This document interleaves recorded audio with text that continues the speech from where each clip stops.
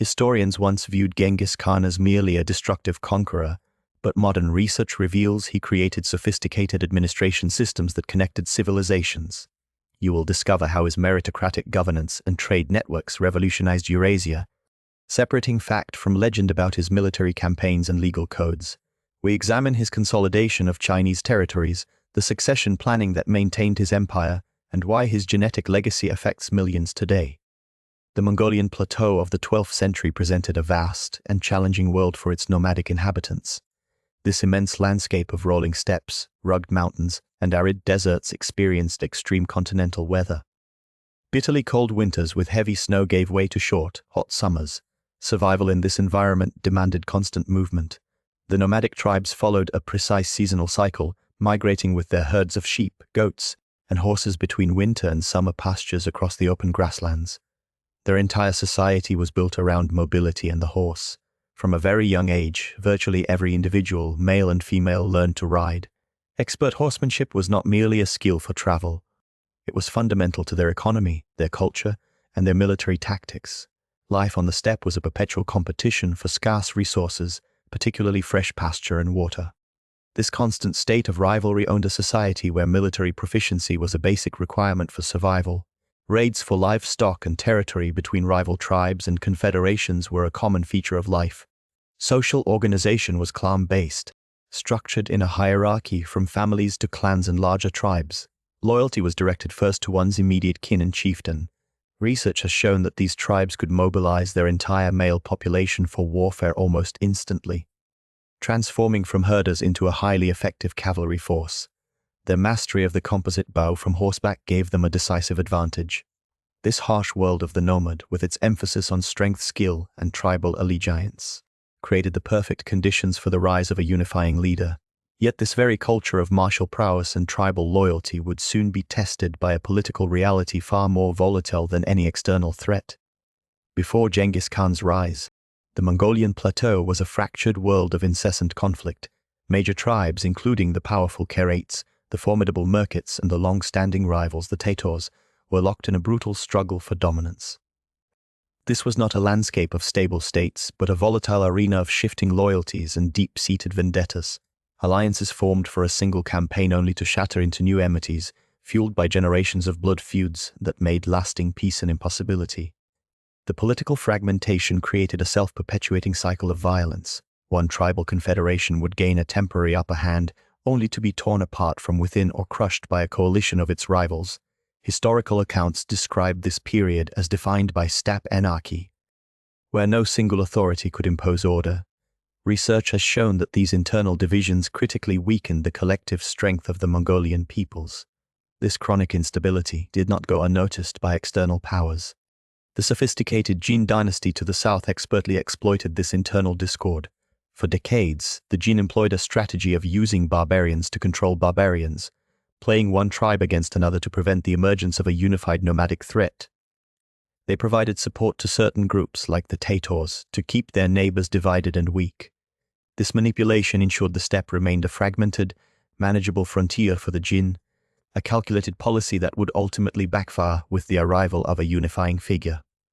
Yet this very fragmentation would soon produce the one figure capable of uniting the warring tribes against them. Separating fact from legend reveals a complex portrait of Genghis Khan, far removed from simplistic barbarian stereotypes. Many popular depictions stem from later chronicles written by his conquered enemies, which often exaggerated his brutality for political effect. Modern historical analysis distinguishes these biased accounts from more reliable contemporary sources. The Sacred History of the Mongols, composed around 1228, provides an invaluable insider's view of his early life and rise to power. This text describes his difficult childhood, marked by his father's death and his family's subsequent abandonment by their tribe. Archaeological findings have further modified traditional narratives. Excavations across the Mongol Empire show not just military camps, but also thriving cities and extensive trade routes. One key misconception involves the scale of destruction. While some cities were indeed razed as warnings, many others that surrendered were integrated into the empire and experienced periods of economic growth. Research indicates his administrative innovations were as significant as his military conquests. He instituted a written legal code, the Yasa, and promoted meritocracy within his government. His reputation for unparalleled bloodshed is also scrutinized. Scholars note that medieval warfare was universally brutal, and some contemporary conflicts in Europe and the Middle East produced comparable casualty figures. The image of a single man creating history is another oversimplification. Studies show he relied on a cadre of loyal and talented generals, like Subutai and Gibi, whose campaigns extended the empire's reach into Europe and the Middle East. Ultimately, separating the historical figure from the legend shows a pragmatic leader who built an empire through a combination of military genius, psychological warfare, and sophisticated political organization. But what specific military innovations enabled this pragmatic leader to achieve such unprecedented conquests? Genghis Khan's effectiveness as a commander stemmed from a sophisticated blend of strategic foresight, tactical ingenuity, and revolutionary organization. His strategic vision extended far beyond immediate battles, focusing on long-term psychological warfare and intelligence gathering. He systematically exploited internal divisions within enemy states, often turning rivals against one another before committing his main forces. This approach allowed him to subjugate vast territories with remarkable efficiency. Tactically, his innovations were profound.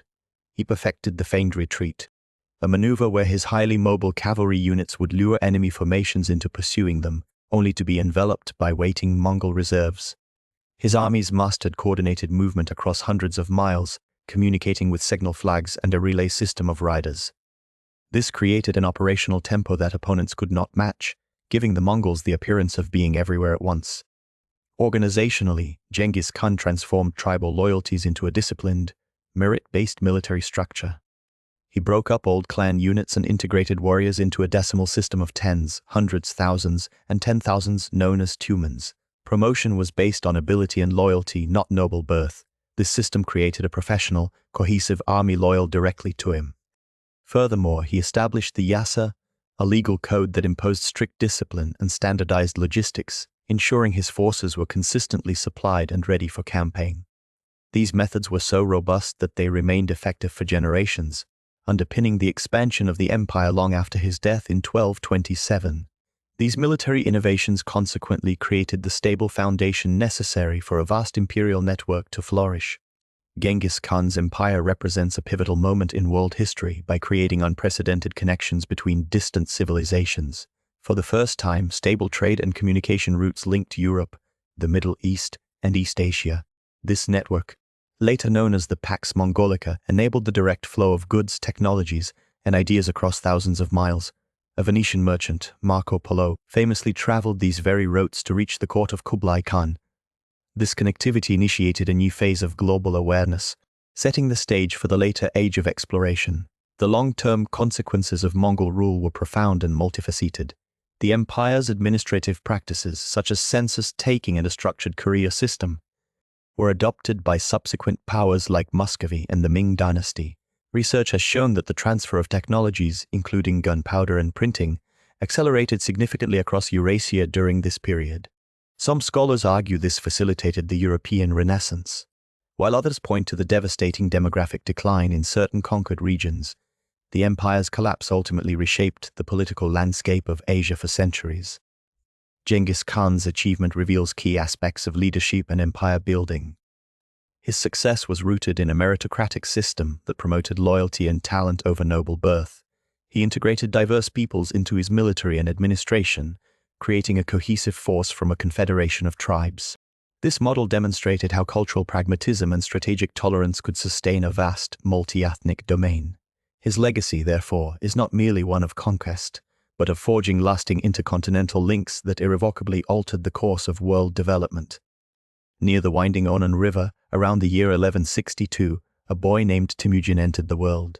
His father, Yesujay, was a minor chieftain of the Borjigin clan, a position of modest influence within the complex Mongolian tribal system. This birth occurred in a harsh landscape, a place where survival was a daily contest. The family's standing, however, was not destined to remain stable for long. A profound tragedy struck when Temujin was only about 9 years old. His father was poisoned by a rival Tatar group, leaving the family vulnerable and without its primary protector. This single event triggered a catastrophic chain of reactions. Their own tribe, seeing little value in a widow and her young children, cruelly abandoned them to the merciless steppe. Stripped of their status and possessions, the family faced starvation and constant threat. These brutal early years forged the core of Temujin's character. He learned the stark realities of betrayal and the absolute necessity of self-reliance. To survive, he and his family hunted for small game and foraged, their existence a constant struggle against nature and man. One famous incident, as chronicled in later accounts, involved a conflict with his half-brother over a fish, which ended fatally. This act demonstrated a ruthless pragmatism that was being honed by relentless hardship. These childhood struggles were the brutal forge in which the resilience and fierce determination of the future Genghis Khan were tempered. But how would this hardened young man endure when faced with complete subjugation around the age of 16? Temujin was captured by the rival Taychid tribe. They enslaved the young man, forcing him into a wooden kengyu, a heavy portable stock. This period of captivity lasted for several months, a time of immense physical hardship and psychological strain. He was moved between various camps under constant guard. His situation seemed hopeless, with the Taychid viewing him as both a political threat and a source of labor. His legendary escape began with a moment of opportunity during a feast. Using the heavy keng as a weapon, he struck his guard and fled into the nearby Onan River. He had submerged, with only his face above water, evading his pursuers. Exhausted and freezing, he sought refuge at the camp of a man named Conqueror. This sympathetic family, recognizing his plight, took a great risk. They concealed him in a cart loaded with wool, saving him from a thorough search by the Taychid scouts. Under the cover of darkness, they provided him with provisions for his journey. This daring escape and the crucial aid from Conqueror's family became a foundational legend. It demonstrated Temujin's resilience and his ability to inspire loyalty in unexpected places. He successfully reunited with his own family, but the experience left a profound mark. Research suggests this period crystallized his understanding of loyalty and betrayal. He learned that loyalty was not guaranteed by kinship, as seen with the Taychid, who were distant relatives, but could be earned from strangers. Conversely, betrayal from those close to him became a central theme he would strategically manage throughout his life, shaping his future policies and alliances. These hard-won insights into human loyalty would soon be tested and applied as he began forging his first strategic bonds. Temujin's rise from obscurity began with two pivotal early alliances. His strategic marriage to Bort, arranged in his youth, secured a vital partnership with the Conqueror tribe. This union provided him with crucial social standing and support. Concurrently, he reaffirmed his bond with Jamuka, a childhood friend, in a traditional end ceremony, making them blood brothers. This powerful friendship initially gave Temujin a trusted military partner and access to a larger following. His personal charisma and reputation for fairness became key assets. Unlike many tribal leaders who hoarded wealth, Temujin distributed spoils equally among his warriors. This equitable treatment attracted a steady stream of followers from less prosperous clans. They were drawn to a leader who valued loyalty and merit over noble birth. His growing band soon tested its strength in minor skirmishes against smaller tribes. These first military successes were against groups like the Jurchen and Taychid, whom he defeated to avenge past grievances and consolidate power. Analysis of historical accounts suggests these victories were as much about sending a message as they were about acquiring resources. They demonstrated his capability as a commander and solidified the loyalty of his men. The early alliance with Jamuka, however, would later evolve into a fierce rivalry, while his marriage to Bort remained a cornerstone of his political strategy. These foundational relationships directly shaped the tactics and loyalties that would fuel his creation of a vast empire. Yet these carefully cultivated alliances would soon be tested by a challenge that would transform personal grievance into military mobilization. Temujin's first major military campaign erupted from a deeply personal crisis. Around the year 1184, his wife Bort was abducted by the Merkit tribe, a long-standing rival. This act demanded a swift and decisive response. Temujin rallied his allies, including his sworn brother Jamuka and his patron Khan. Together, they launched a surprise night assault on the Merkit camp. The operation was a complete success, resulting in Bort's rescue and a decisive victory that shattered Merkit power in the region. This campaign was not merely a raid for revenge, it was a powerful statement of Temujin's growing authority and his ability to mobilize forces for a common cause. The success against the Merkits significantly boosted Temujin's military reputation. He began demonstrating innovative tactics that would become hallmarks of his later conquests. He prioritized mobility, intelligence gathering, and psychological warfare, often feigning retreat to lure enemies into traps. Furthermore, He started to revolutionize the very structure of his command. Breaking from steppe tradition, Temujin implemented a system of merit-based promotions. Loyalty and proven ability on the battlefield, not noble birth, became the primary paths to leadership positions. This radical policy attracted talented individuals from all social backgrounds, fostering intense loyalty and creating a highly effective officer corps. As word of his victories and revolutionary policies spread, an increasing number of tribes and clans began to swear allegiance to Temujin. They were drawn by his consistent success and the promise of shared spoils and honor under his banner. His growing confederation was no longer just a collection of blood relatives. It was becoming a unified, disciplined force bound by a new set of rules and a powerful leader. This period marked the crucial transition of Temujin from a tribal leader seeking vengeance into Genghis Khan, the founder of a vast empire. But could this powerful new unity withstand the strain of a broken bond with his closest ally? The deep bond between Temujin and Genghis, sealed in their youth through the sacred Anda ceremony, began to fracture under the weight of ambition and diverging ideologies. While Temujin championed a new meritocratic order, rewarding loyalty over noble birth, Genghis remained a staunch defender of the old aristocratic Mongol traditions. This fundamental political disagreement was compounded by personal rivalry, as each man's growing influence threatened the other's authority. Their fellowship could not withstand the centrifugal forces of power. The first major military confrontation erupted around the year 1187 near the slopes of Mount Dalan-Baljot. Historical accounts describe a complex engagement where Genghis' forces, representing a coalition of traditional tribes, clashed with Temujin's emerging confederation. Analysis reveals this was not merely a skirmish for supremacy but an ideological battle. Temujin's vision of a unified Mongol identity, transcending tribal loyalties, stood in stark opposition to Genghis' model of a loose alliance of independent clans. The battle's outcome was a decisive defeat for Temujin, forcing his retreat. However, research has shown this loss proved paradoxically beneficial. It crystallized the conflict's nature, compelling many to choose sides. This rupture with his blood brother was a pivotal turning point. It marked the end of Temujin's early alliances and the painful but necessary beginning of his solitary path toward creating an entirely new political entity, one that would ultimately forge the largest contiguous land empire in history. From that solitary path emerged a leader whose vision would soon unite the scattered tribes under a single banner. In the year 1206, a momentous gathering unfolded along the banks of the Onon River. This great Kurultai, or assembly of all Mongol chieftains, marked a pivotal moment in world history. They unanimously proclaimed the victorious Temujin as their supreme leader, bestowing upon him the majestic title of Genghis Khan. This name signified a profound shift in power, moving from tribal loyalties to a single, unifying authority. The title Genghis Khan itself was far more than a simple honorific. Scholars translate it as universal ruler or oceanic sovereign, concepts that conveyed boundless power. This was not merely a name for a king of one people. It was a declaration of a mandate to bring the entire world under one orderly dominion. The title embodied a new political philosophy for the steppes, one of universal empire that transcended all previous tribal divisions. To solidify this new reality, Genghis Khan immediately began a radical reorganization. He systematically dismantled the old clan-based social structure. In its place, he forged a unified Mongol nation.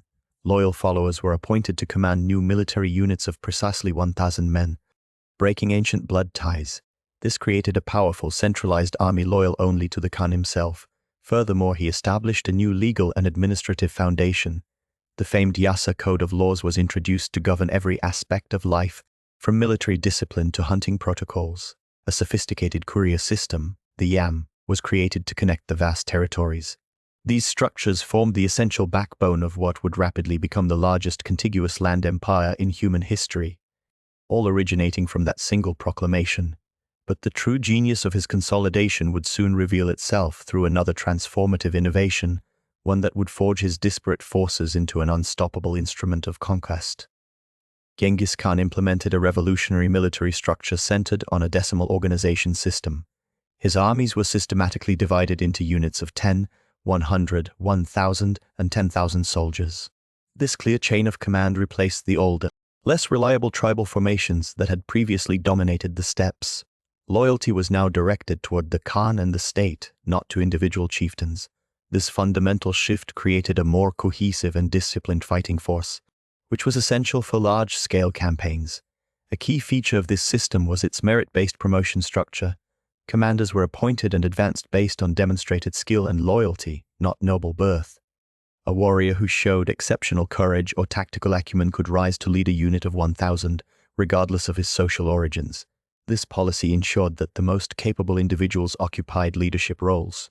Historical analysis suggests this was a primary factor in the military's consistent effectiveness across diverse battlefields. Furthermore, the Mongols strategically integrated conquered peoples into their military forces.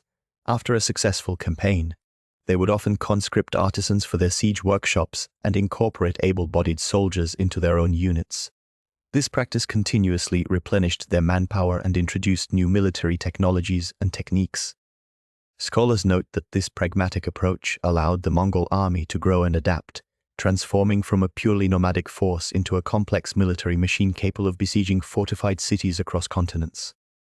This continuous evolution in military organization consequently demanded equally sophisticated battlefield strategies to maximize their growing capabilities. The Mongol cavalry's effectiveness stemmed from a lifetime of horsemanship. From early childhood, warriors learned to shoot composite bows with stunning accuracy while riding at full gallop. This mastery of horse archery allowed them to unleash volleys of arrows without ever closing for melee combat. Their small, sturdy steppe ponies could traverse incredibly difficult terrain, granting the army a strategic mobility unmatched by their foes. This enabled movements of over 100 miles in a single day, a feat that constantly surprised and overwhelmed settled civilizations. Tactical deception was a cornerstone of their success. The feigned retreat was executed with perfect discipline, luring enemy forces into reckless pursuit. Once disorganized, the enemy would be enveloped by hidden units waiting in ambush.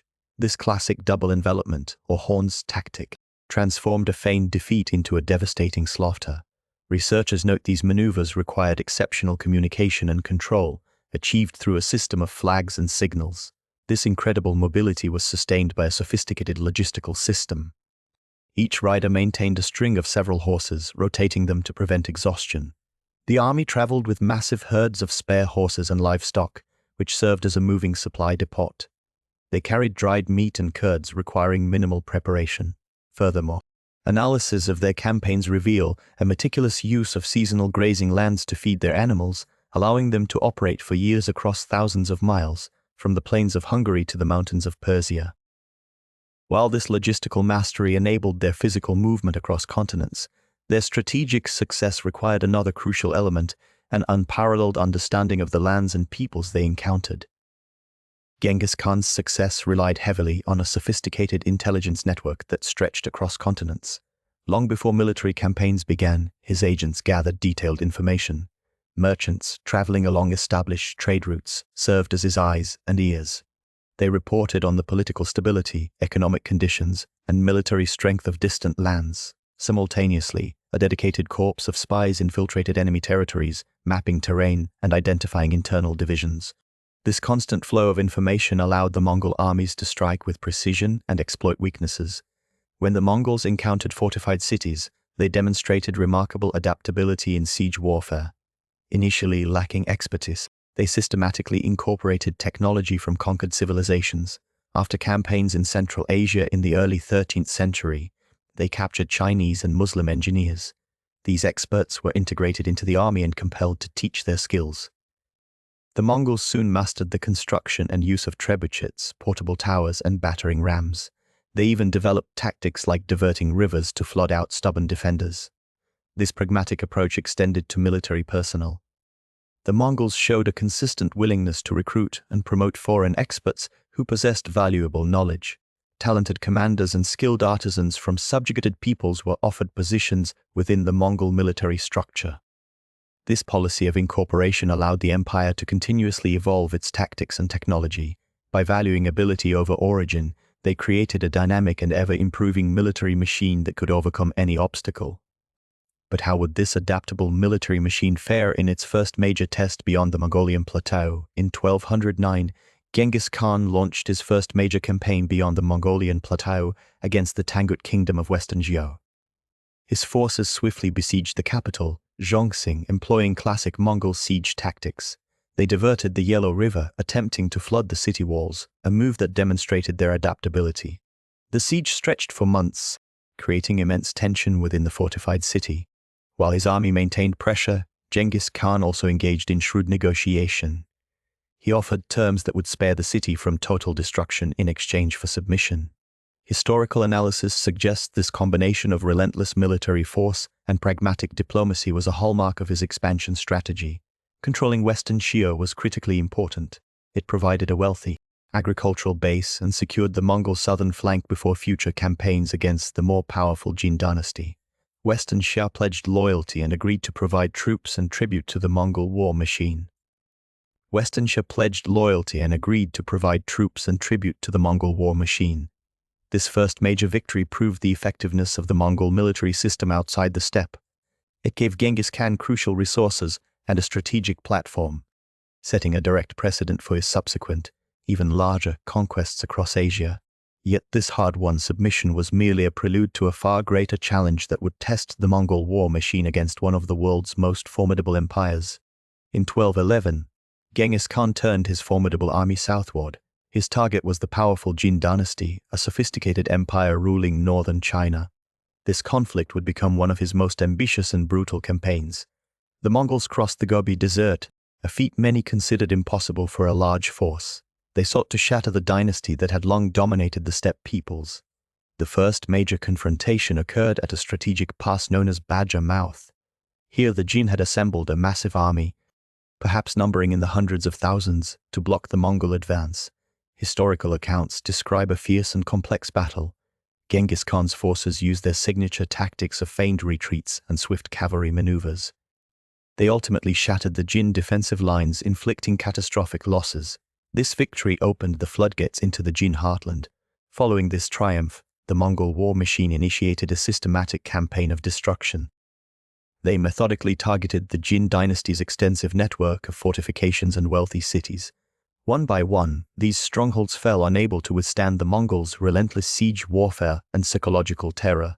The countryside was laid waste, crippling the Jin economy and morale. This strategy aimed not just to conquer, but to utterly dismantle the existing power structure.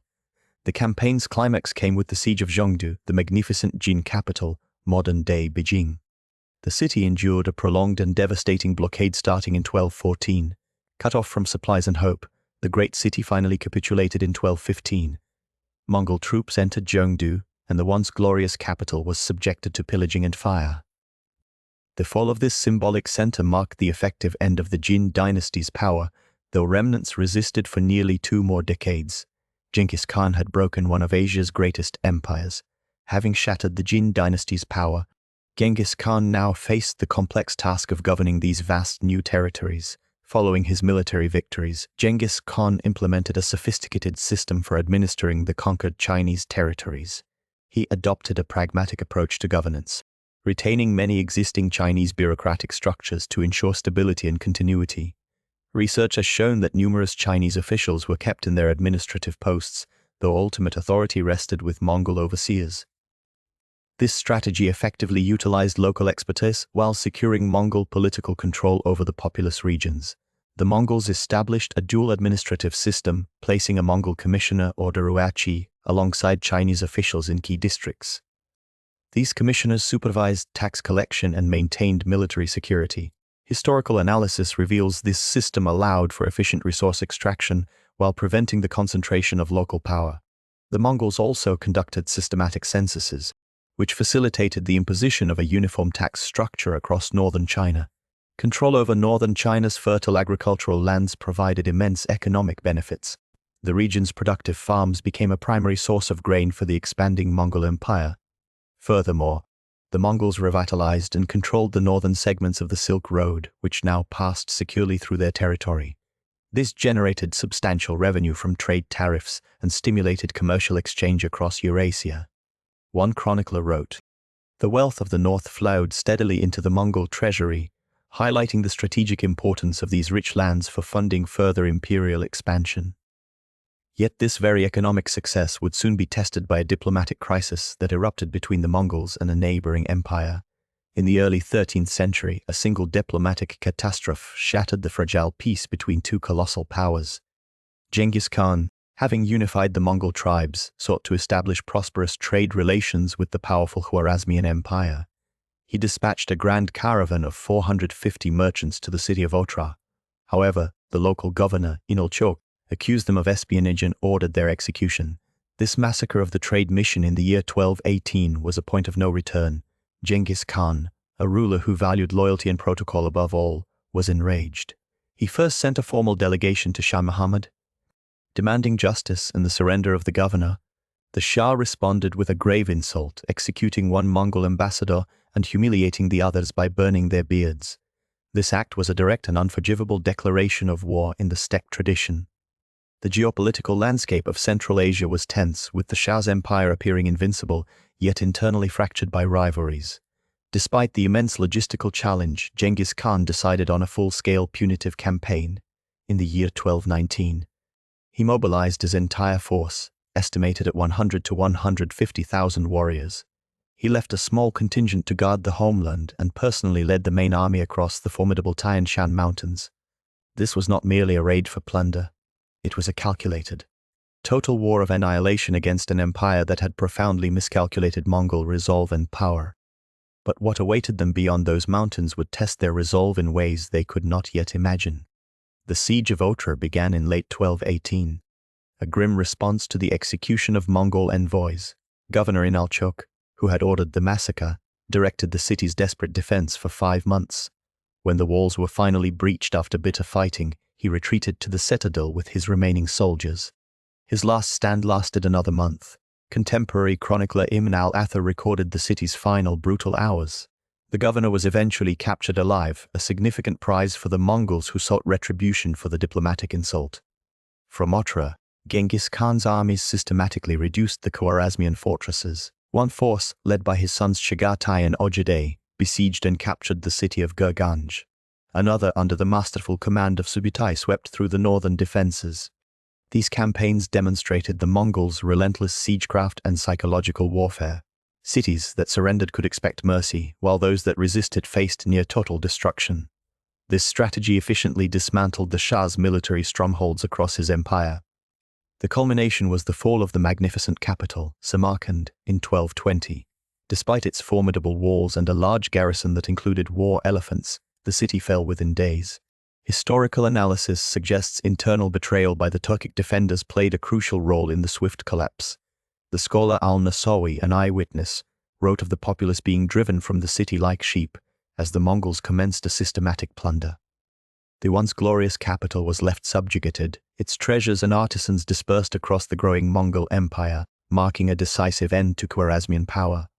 But with the heart of his empire now crushed, where could the fleeing Shah possibly hope to find sanctuary? The pursuit of Shah Muhammad intensified into a desperate flight across his own collapsing kingdom. Mongol forces, operating with terrifying coordination, fanned out across the Persian heartland. Cities like Nishapur and Balkh witnessed the arrival of these swift-moving armies. The Shah's authority evaporated as his governors surrendered or fled. He became a fugitive in his own empire, constantly moving westward. This campaign through modern Iran and Afghanistan was a masterclass in psychological warfare. Recent analysis has revealed the Mongols deliberately created corridors of escape, only to hunt down those who fled. This strategy amplified the terror, making their advance seem both calculated and inescapable. The chronicler Ata Malik Juvayni wrote that the world was convulsed by their approach. The sheer speed of their movements, covering vast distances in weeks, shattered the morale of defending forces. The Shah's final days were spent on the remote island of Abaskan in the Caspian Sea. Abandoned and isolated, he died there in early 1221, a broken man witnessing the total destruction of his realm. His empire did not merely fall, it was systematically dismantled. Urban centers were depopulated and irrigation networks, the lifelines of Persian agriculture, were deliberately destroyed. This campaign erased the Khwarezmian Empire from the map, establishing a grim new precedent for Mongol conquest.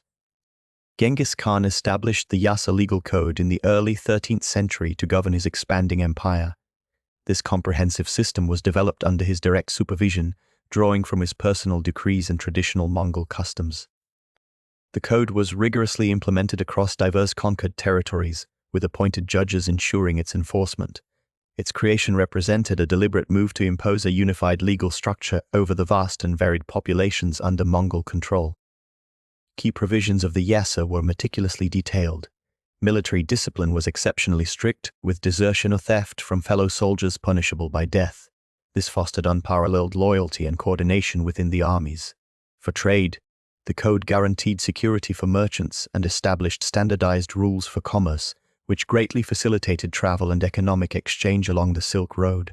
Social organization was also addressed, with laws regulating inheritance, family life, and even hunting practices to maintain order and resource management. A remarkable aspect of the Yasa was its promotion of religious tolerance. The code explicitly forbade the favoring of one religion over another.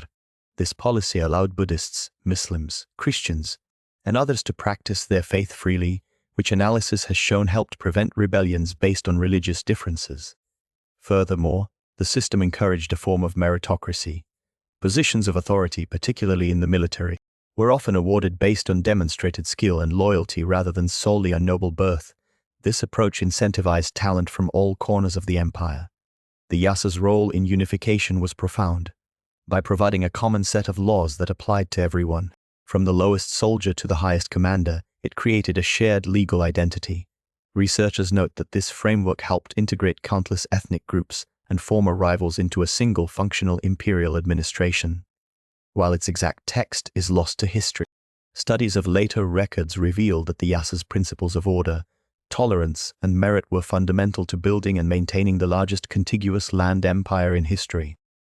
But how exactly were these principles of merit and order translated into a functioning administrative system? Genghis Khan established a remarkably meritocratic administration to govern his vast empire. He systematically appointed officials based on demonstrated ability and loyalty, disregarding their tribal origins or noble birth. This practice broke from tradition and allowed talented individuals from any background to rise to positions of significant authority. The system ensured that the empire's leadership comprised capable and devoted administrators. A key feature was the integration of scribes and literate officials from various conquered cultures. The Mongols actively recruited Uyghur Turks, Persians, and Chinese to manage bureaucratic functions. These individuals brought essential skills in literacy, record-keeping, and finance, operating in multiple languages including Uyghur, Mongolian, and Persian. Their collective expertise was vital for administering diverse populations and managing complex logistics across thousands of miles. This approach culminated in a sophisticated centralized bureaucracy. A chancellery was created to oversee imperial decrees, tax collection, and communications. A network of postal stations, the Yam, was managed by these administrators to ensure swift movement of information and officials. By the 1220s, this system enabled effective governance from the capital, allowing a relatively small Mongol elite to control territories spanning from the Pacific Ocean to the Caspian Sea through a reliable and efficient administrative machine. Yet this administrative web was about to reveal an even more surprising purpose, one that would transform the very arteries of the empire. Genghis Khan understood that a vast empire required more than military might. He actively promoted commerce as a tool for unification and prosperity. His administration issued special passports called paisa to protect merchants and their caravans. These metal tablets granted safe passage and exempted holders from local tolls across Mongol territories. The empire established a remarkably secure environment along the Silk Road. Banditry was ruthlessly suppressed, and local rulers were held responsible for the safety of travelers within their domains. This policy encouraged a dramatic increase in long-distance trade, as merchants could move valuable goods like silk, spices, and precious metals with unprecedented confidence. To manage this sprawling domain, Genghis Khan initiated the Yam, a sophisticated postal and relay system. This network consisted of stations spaced approximately 1 day's horse ride apart, stretching from the Korean peninsula to Eastern Europe. Messengers carrying official orders could travel up to 200 miles in a single day by switching to fresh horses at each station. The Yam was not just for military dispatches.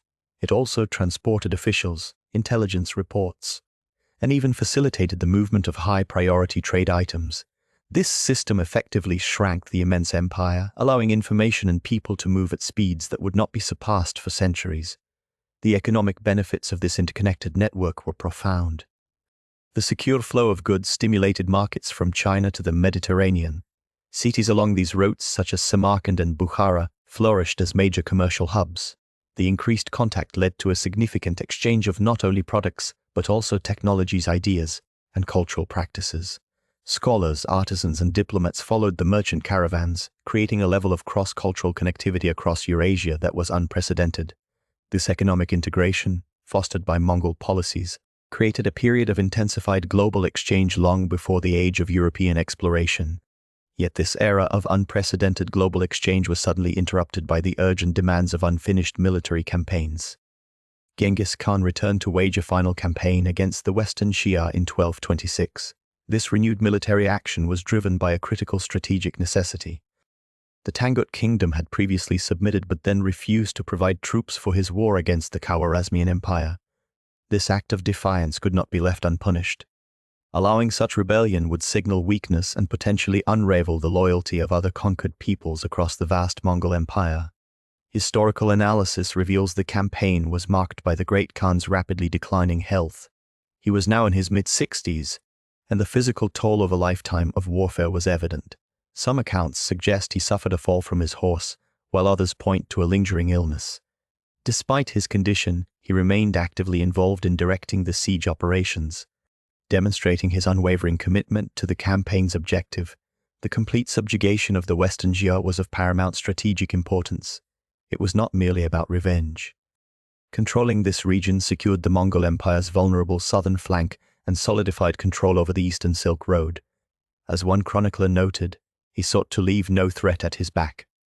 This final operation was about ensuring the empire's structural integrity, eliminating the last major independent power in the region that had dared to challenge his authority. The campaign's success would cement his legacy, though he would not live to see its final conclusion. Genghis Khan died in 1227 during his final campaign against the Western Xia. The exact cause remains one of history's great puzzles.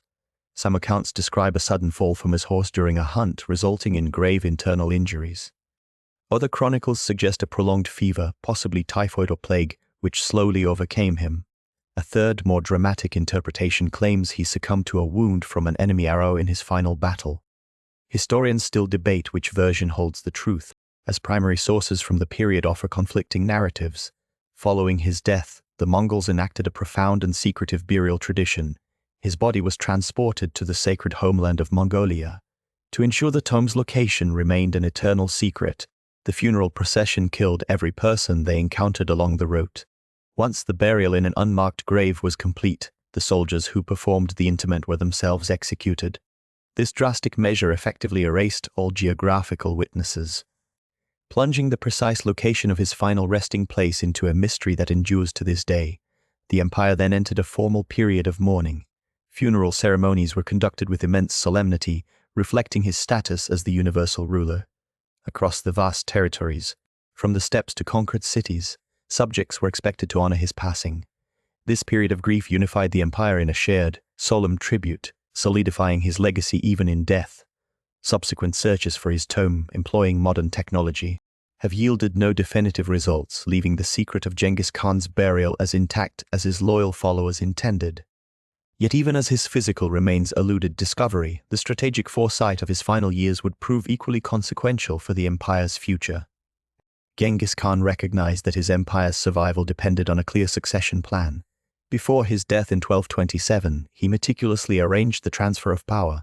He selected his third son Ogedei as his principal successor. This choice was strategic. While his eldest son Jochi had passed away, his second son, Chagatai, was considered too harsh and divisive. Ogedei was seen as a more temperate and diplomatic leader, capable of maintaining unity among the fractious Mongol princes and their vast armies. The empire's territories were systematically divided among his four principal sons. Jochi's descendants received the westernmost lands, which later became the Golden Horde. Chagatai was granted Central Asia, forming the Chagatai Khanate. Ogedei, as the Great Khan, controlled the heartland of Mongolia and the overall leadership. The youngest, Toli, received the Mongolian homeland. This division was designed to provide for all heirs while ensuring loyalty to the supreme ruler. Following Genghis Khan's death, the transition of power proceeded with remarkable smoothness. A Grand Kurultai, or assembly, was convened in 1229 to formally proclaim Ogedei as the Great Khan. This adherence to the established plan prevented the immediate internal warfare that often plagued other empires. For nearly a decade, the Mongol Empire continued its expansion under a unified command, a direct result of its founders' foresight in succession planning. This orderly succession consequently paved the way for the empire's continued consolidation, allowing it to maintain its unprecedented scale and internal cohesion for years to come. Upon Genghis Khan's death in 1227, the Mongol Empire stood as the largest contiguous land empire in history. Its territory stretched from the Korean peninsula in the east to the Caspian Sea in the west. This vast domain incorporated northern China, Central Asia, and large portions of the Eurasian steppe. The empire was a complex network of conquered peoples and landscapes. Genghis Khan left behind a sophisticated administrative system. He had established a legal code known as the Yasa, which provided a unified set of laws for his diverse subjects. The empire was divided into ulises, or appanages, granted to his four principal sons. A courier network, the Yam, facilitated rapid communication across thousands of miles. This system allowed for effective governance and control over the sprawling territories. The military remained the empire's core strength. Organized into a highly disciplined decimal system, its cavalry was unmatched, and its arsenal included advanced siege engines acquired from conquered territories. Economically, the empire thrived on the Silk Road, which it now controlled and secured. This generated immense wealth through trade and tribute, funding further military campaigns. As one historian wrote, he forged an instrument of conquest that would outlive him. This powerful foundation enabled his successors to expand the empire to its greatest extent, reaching into Eastern Europe and the Middle East. The immediate aftermath was not an end, but a pause before a new wave of expansion. Beyond this political and military inheritance, however, lies an even more personal and enduring legacy that has been passed down through the centuries. Modern genetic research has revealed a remarkable legacy of Genghis Khan. Studies of the Y chromosome show that a specific lineage originating in Mongolia around the 13th century spread explosively across Asia. Scientists estimate that this single paternal line is now carried by millions of men across the former empire. A direct genetic imprint of the Mongol conquests, this represents one of the most significant examples of a single individual's genetic footprint in human history. Beyond biology, the Mongol Empire created unprecedented cultural bridges. Their vast domain, stretching from the Pacific to Eastern Europe, facilitated a grand exchange of goods, knowledge, and people. The famous Pax Mongolica secured trade routes like the Silk Road, allowing for the safe passage of merchants, diplomats, and artisans between civilizations that had previously had little contact. This period saw a continuous flow of ideas across the continent. This connectivity led to a significant transmission of technology and intellectual thought. Chinese innovations, such as gunpowder papermaking and printing, moved westward into Europe and the Islamic world. Conversely, Persian astronomical knowledge and mathematical texts, along with European glassmaking and financial techniques, traveled eastward to China. The Mongol administrative system itself, which utilized census data and a sophisticated postal relay system, was adopted and adapted by many conquered territories, leaving a lasting structural impact on Eurasian states for centuries. But what if this vast exchange of knowledge and systems was orchestrated by a leader whose true legacy has been misunderstood for centuries? Historical reassessment of Genghis Khan reveals profound shifts in scholarly understanding. For centuries, chroniclers depicted him as a destroyer of civilizations. Medieval Persian and European accounts emphasized burned cities and staggering death tolls. This view dominated historical narratives for 600 years. 20th century scholarship began challenging this singular perspective. Russian Orientalist Vasily Bartold, writing in the 1920s, first documented Mongol administrative systems. His work revealed sophisticated governance beneath apparent chaos. Modern research fundamentally transformed Genghis Khan's image. Archaeological studies demonstrated how Mongol conquests eventually stimulated cross-cultural exchange. The Pax Mongolica enabled unprecedented trans-Eurasian connections. Historian Jack Weatherford's 2004 analysis highlighted how the Great Yasa legal code established religious tolerance across conquered territories. Mongolian sources from the 13th century, long ignored in Western scholarship, gained new attention. These described a ruler who valued merit over nobility. Different cultural traditions developed contrasting interpretations over time.